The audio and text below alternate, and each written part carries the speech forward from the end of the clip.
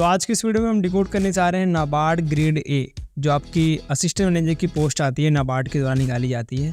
ये बहुत ही बेहतरीन पोस्ट मानी जाती है। जितने भी ग्रेजुएट हैं सभी को अलाउ करती है कि आप अपीयर होइए।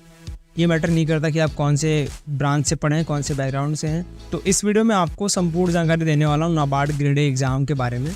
तो जो स्टूडेंट ऑलरेडी किसी एग्ज़ाम की तैयारी कर रहे हैं, आप वीडियो को इन तक ज़रूर देखिए। बहुत सारे स्टूडेंट ऐसे हैं जो कि एफ वगैरह देते हैं, FCI देते हैं, लेकिन नाबार्ड के लिए अपीयर नहीं होते हैं। उनका सबसे बड़ा भय रहता है वो ESI वाला सेक्शन, कि हम राइटिंग वाला पार्ट कैसे करेंगे और हमें ESI के जो सिलेबस है उसको कंप्लीट कैसे करेंगे, क्योंकि हमारा वो बैकग्राउंड है नहीं। आपको मैं बता दूँ, इस एग्ज़ाम में 80 से 90% जो स्टूडेंट क्वालिफाई होते हैं वो इंजीनियरिंग बैकग्राउंड से होते हैं, जिनको एग्रीकल्चर बिल्कुल ही नहीं आती है। और इस एग्ज़ाम में हर साल जो टॉपर्स होते हैं वो इंजीनियरिंग बैकग्राउंड से होते हैं। तो एग्ज़ाम सभी को अलाउ करता है कि कोई भी स्टूडेंट किसी भी बैकग्राउंड से हो, तैयारी करके आप इस एग्ज़ाम को क्रैक करके इसमें आप सर्विस कर सकते हैं। और जो इनके एम्प्लॉय होते हैं, आपको ये नहीं कि आपको गाँव में आके काम करना पड़ेगा। जितने भी इनके अलग अलग ऑफिसेस बने हैं वो स्टेट की कैपिटल में होते हैं, जो कि आपके मेट्रो सिटी है, वहाँ पे इनके ऑफिसेस बने होते हैं। बहुत तगड़ी जॉब है, अच्छा खासा आपको असिस्टेंट मैनेजर की पोस्ट पे भी अच्छी खासी सैलरी मिलती है। और जैसे जैसे आप प्रमोशन पाते रहेंगे वैसे वैसे आपकी सैलरी इसमें बढ़ती रहती है। तो आगे बढ़ते हैं, सबसे पहले आपको बता देते हैं कि कौन सी पोस्ट के लिए आप ज्वाइन करेंगे इस एग्ज़ाम के बाद और कौन सी पोस्ट के लिए आप जा सकते हैं। तो इसमें 8 चरण हैं। 8वें चरण के बाद आपकी लास्ट जो चेयरमैन की पोस्ट आती है उस पर आप बन सकते हैं।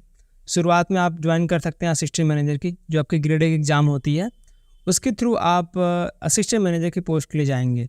जो मैनेजर की पोस्ट होती है ग्रेड बी के लिए होती है। अगर आपके पास 2 साल का बैंकिंग एक्सपीरियंस है तो आप डायरेक्टली ग्रेड बी का एग्ज़ाम देके मैनेजर की पोस्ट के लिए जा सकते हैं। अगर आप सिर्फ ग्रेजुएशन किए हैं, MBA वगैरह किए हैं, MSc, MTech, BTech, BSc, BCom कोई भी कोर्स आपने किया है तो आप इस एग्ज़ाम के लिए एलिजिबल रहते हैं। PhD वगैरह भी PhD स्टूडेंट के लिए भी अलाउ करते हैं, बशर्ते वो जो एज ग्रुप इनके दिए हुए हैं उसके अंडर में आप आने चाहिए। ठीक है, तो पहले आप असिस्टेंट मैनेजर, फिर मैनेजर, फिर आपका असिस्टेंट जनरल मैनेजर। ये पोजीशन आपकी जो आती है AGM की, लगभग आपको 10 साल इसमें सर्व करने पड़ेंगे तब AGM जाके बनते हैं आप। और AGM की जो अभी के समय पर जो सैलरी है वो लगभग 3 लाख पर मंथ के अराउंड है। आप जब सिर्फ AGM बन जाएंगे तो आप समझ सकते हैं कि चेयरमैन की पोस्ट पे क्या आपका ओहदा रहने वाला है। उसके बाद आपका डेप्यूटी जनरल मैनेजर, फिर general manager, chief general manager, deputy managing director. उसके बाद आपकी फर्स्ट पोजीशन जो है वो चेयरमैन की रहती है। उसके बाद आपका रिटायरमेंट हो जाता है। आगे बढ़ते हैं, हम सिलेक्शन प्रोसेस के बारे में बात करते हैं। कितनी वैकेंसीज आपके लिए आती हैं इस एग्ज़ाम में। तो सबसे बढ़िया ये न्यूज़ है कि इसमें आपकी हर साल वैकेंसी आती है, एक गैप नहीं करते। अगर आपको वैकेंसी कम भले देंगे लेकिन हर साल आपके वैकेंसी निकालते हैं। तो वैकेंसी का जो रेशियो रहता है आपका 150 से 200 के बीच में नंबर्स ऑफ वैकेंसीज निकलती हैं असिस्टेंट मैनेजर की पोस्ट के लिए। ये आपकी ओवरऑल वैकेंसी है। उसके अलावा जो मेन स्पेसिफिकेशन वाले सब्जेक्ट होते हैं, अगर आपने ABM किया है तो ABM वालों के लिए अलग से वैकेंसी निकलेगी। अगर आपने BSc हॉर्टिकल्चर से किया है तो हॉर्टिकल्चर वाले के लिए कुछ अलग से वैकेंसी निकलती हैं, और एग्रीकल्चर इंजीनियरिंग वालों के अलग से वैकेंसी निकलती है। तो जो अलग अलग कोर्सेस हैं उस स्पेसिफिकेशन में आपके अलग अलग कुछ वैकेंसियाँ निकालते हैं। सिर्फ आप उसी के लिए अप्लाई कर सकते हैं अगर आप उसमें इंटरेस्टेड हैं, नहीं तो आप जनरल पोस्ट के लिए तो हर कोई बंदा एलिजिबल रहता है।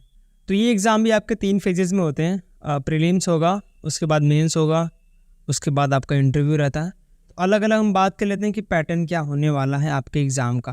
तो सबसे पहले आपको बता दें कि क्या एलिजिबिलिटी है और कितने फ़ीस वगैरह आपको देने पड़ते हैं। तो मैं बहुत ज़्यादा ब्रीफ नहीं कर रहा हूँ, शॉर्ट में समझाने की कोशिश कर रहा हूँ।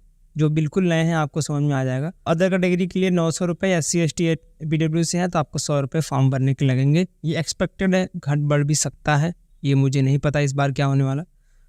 एज लिमिट जो रखी हुई है आपकी 21 से 30 साल के अंदर होने चाहिए।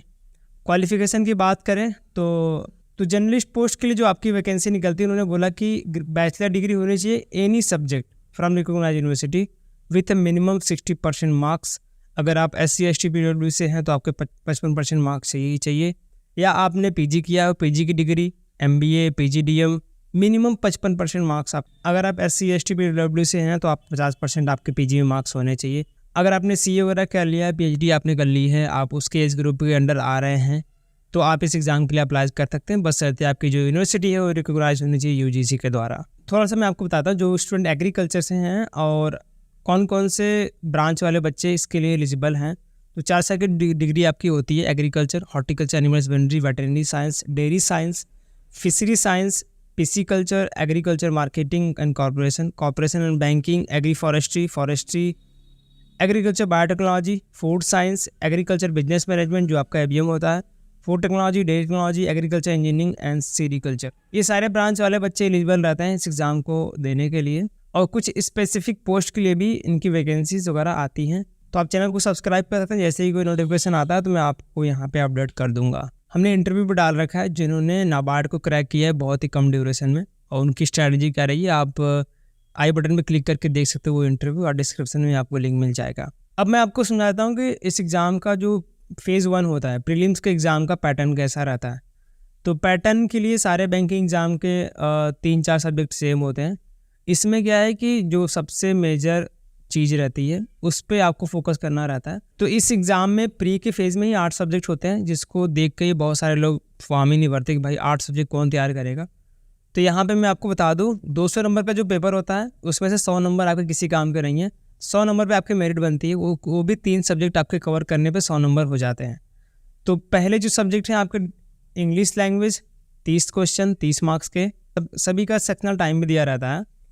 दूसरा आपका रीजनिंग 20 क्वेश्चन 20 मार्क्स के लिए, क्वांटा आपका 20 क्वेश्चन 20 मार्क्स के लिए, कंप्यूटर आपके 20 क्वेश्चन 20 मार्क्स के लिए, डिसीजन मेकिंग 10 क्वेश्चन आता है 10 मार्क्स के लिए। तो ये 5 सब्जेक्ट जो हैं केवल आपके क्वालिफाइंग नेचर के हैं, इनकी कट ऑफ बहुत ही कम जाते हैं। अभी आपको कट ऑफ भी दिखा दूँ कितने जाते हैं।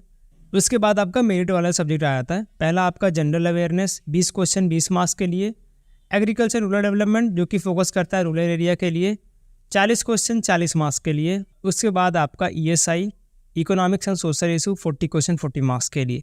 तो टोटल 200 नंबर का पेपर होता है, लेकिन मेरिट बनती है आपकी 100 नंबर पे, और जो ओवरऑल कट ऑफ रहता है मैं आपको वो भी दिखा देता हूँ। इसमें जो है नेगेटिव मार्किंग भी रहती है, तो उस हिसाब से आप इसमें अपीयर हो सकते हैं फेज़ 1 के एग्ज़ाम में, ठीक है।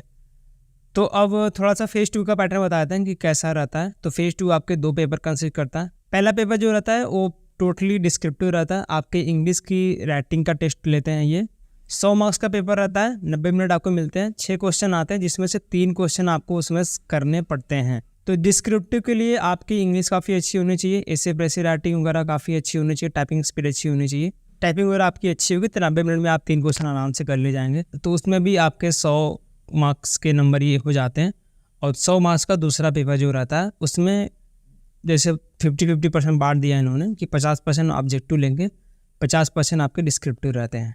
तो 30 क्वेश्चन आपके ऑब्जेक्टिव के आते हैं जिसमें आपके 30 मिनट मिलते हैं, और आपका 4 क्वेश्चन आपका डिस्क्रिप्टिव आता है। जो डिस्क्रिप्टिव के 4 क्वेश्चन है इसमें सब कुछ मिक्स रहता है। आपके एग्रीकल्चर वाला भी क्वेश्चन रहते हैं, ईएसआई के भी जो डिस्क्रिप्टिव वाले क्वेश्चन रहते हैं वो साथ दोनों मिक्स रहते हैं। तो 4 क्वेश्चन आपके ये सिलेक्टिव क्वेश्चन आपको करने पड़ेंगे डिस्क्रिप्टिव के, और 30 मिनट आपको मिलेगा ऑब्जेक्टिव करने के लिए। डिस्क्रिप्टिव की टाइमिंग की बात करें तो आपके 90 मिनट मिलने वाले हैं। टोटल आपको 120 मिनट मिलेगा सेकेंड पेपर में, और इसके भी आपके 100 मार्क्स ऐड होते हैं। तो यहाँ पे आपको समझ में आएगा कैसा पेपर 2 का डिज़ाइन उन्होंने किया हुआ है। पहला पेपर है डिस्क्रिप्टिव, टोटली 100 नंबर के लिए 3 क्वेश्चन आएंगे, 90 मिनट में आपको करने पड़ेंगे। दूसरे पेपर में 50-50% से बांट दिया इन्होंने कि 50% ऑब्जेक्टिव रहेगा, 50% डिस्क्रिप्टिव रहेगा। जो ऑब्जेक्टिव है 30 क्वेश्चन आएंगे 30 मिनट के लिए, और डिस्क्रिप्टिव है 4 क्वेश्चन करने पड़ेंगे 90 मिनट में, और इसके भी आपके 100 मार्क्स रहते हैं। इसमें भी आपकी नेगेटिव मार्किंग रहती है जो कि ऑब्जेक्टिव वाला सेक्शन है। अब थोड़ा सा मैं आपको कट ऑफ दिखा देता हूँ कि कैसा कट ऑफ रहता है, उस हिसाब से आप अंदाज़ा लगा सकते हैं कैसा पेपर का लेवल रहेगा, कैसे आपको वहाँ पे परफॉर्म करना है। तो जो आपका मेरिट सेक्शन मैंने आपको बताया कि प्री में 100 नंबर के ही पेपर बनते हैं, मेरिट वाले सेक्शन उसी हिसाब से आपका कट ऑफ भी बनता है। तो यहाँ पे आप देख सकते हैं कि जनरल कैटेगरी के लिए 41 मार्क्स आपको करने पड़ेंगे, जो आपका 40 नंबर का ERD, 40 नंबर का आपका ESI, और 20 नंबर का जो रहता है GA का जनरल अवेयरनेस। ये सारे तीनों सेक्शन में से मिला के आपको 41 नंबर से ज़्यादा लाने पड़ेंगे, तब जाके आपका प्री क्लियर होगा। उसके बाद आप मेंस में अपीयर हो सकते हैं। अदर कैटेगरी के लिए आप यहाँ पे मार्क्स चेक कर सकते हैं कितने रहेंगे। तो हर साल कट ऑफ इनका इतना ही रहता है, 40 से 45 के बीच में आपका प्री फेज़ 1 का कट ऑफ रहता है, जो कि आपका मेरिट सेक्शन है, ठीक है। अब सेक्शनल की बात कर लेते हैं। जो अलग अलग आपने टेस्ट दिए थे भाई, क्वांट, रीजनिंग, इंग्लिश, इसके ज़्यादा मतलब कि करने की ज़रूरत नहीं है, बहुत ही कम कट ऑफ रहती है। आपने देखा होगा कि 20-20 क्वेश्चन 20-20 मार्क्स के रहे थे, आपकी कट ऑफ देख लो आप, 3 नंबर जाता है क्वांट में, 3.5 है रीजनिंग, और इंग्लिश 30 नंबर का था, उसके 12.5 थे, और कंप्यूटर आपका 5.5, कंप्यूटर भी 20 मार्क्स का आया था, 20 क्वेश्चन। डिसीजन मेकिंग जो कि 10 क्वेश्चन आए थे 10 नंबर के लिए, 1.5 इसका कट ऑफ गया है। GA 3.25, ESI 2.25 और ARD आपका 6.75। इनका सेक्शनल आप देख सकते हैं बहुत ही कम रखा हुआ है इन्होंने, ओवरऑल काफ़ी हाई है लेकिन सेक्शनल बहुत ही कम रहता है। तो आप यहाँ पे आप देखेंगे तो अगर आप मेरिट में केवल आप कट ऑफ को लेके जाएंगे तो कभी भी आपका प्री क्लियर नहीं होगा, आपको अच्छे स्कोर करने ही पड़ेंगे अगर आपको मेंस देना है तो आप समझ गए, कट ऑफ को समझ गए होंगे। आगे बढ़ते हैं, आपको बता देते हैं कि मेंस का कट ऑफ क्या रहता है। जो हमने अलग अलग 2 पेपर देखे हैं उसके बारे में आप मेंस कट ऑफ यहाँ पे देख सकते हैं। तो ग्रेड ए जनरल कैटेगरी के लिए आप 130, ये है आपका ओवरऑल कट ऑफ, जो कि 200 नंबर का पेपर था। पेपर 1 पेपर 2 मिला के 200 नंबर के हुए थे आपके पेपर, उसमें से 130 आपका कट ऑफ आया है। उसके साथ ही आपका इंटरव्यू का मार्क्स ऐड होता है, फिर जाके फाइनल मेरिट लिस्ट आपकी लगती है। ठीक है, आप समझ गए। सेक्शनल कट ऑफ आप देख सकते हैं, जो आपका पेपर 1 डिस्क्रिप्टिव रहता है इंग्लिश वाला, 49 नंबर है, मतलब 100 नंबर का पेपर था, आपको लगभग 50% स्कोर करने पड़ते। और सभी को जो अच्छा लिख के आता है, तीनों क्वेश्चन अटैम्प्ट करके आता है, उनको 50% से ऊपर मार्क्स आराम से मिल जाता है, उसके लिए घबराने की ज़रूरत नहीं है। और पेपर 2 में हमने 2 सेक्शन देखा था ऑब्जेक्ट, तो ऑब्जेक्टिव का जो 30 मार्क्स का पेपर था उसके 19 नंबर कट ऑफ गए हैं जनरल कैटेगरी वालों के लिए। अदर के लिए आप देख सकते हैं 15.75 है। और सेकेंड पेपर में आपका डिस्क्रिप्टिव का जो पेपर हुआ था उसके लिए आपका 23.75 कट ऑफ गया है, और अदर कैटेगरी के लिए आपका 20.25 कट ऑफ ही आपका गया है। तो यहाँ से थोड़ा सा आपको आइडिया लग गया होगा कि क्वेश्चन का जो डिस्ट्रीब्यूशन इन्होंने किया हुआ थोड़ा सा UPSC लेवल का है। ठीक है, जो पेपर सेकंड रहता है उसी में बहुत सारे बच्चे छट जाता है। प्री बहुत इजी रहता है, इजीली क्रैक कर लेता है कोई भी तैयारी करके।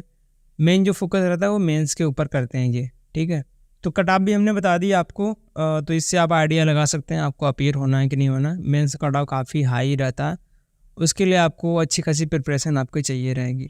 ठीक है, उसके बाद सबसे मेन जो चीज़ है इस पोस्ट की वो है सैलरी, और ये सैलरी बहुत सारे बच्चों को अट्रैक्ट करती है इस एग्ज़ाम को देने के लिए और इसमें मेहनत करने के लिए।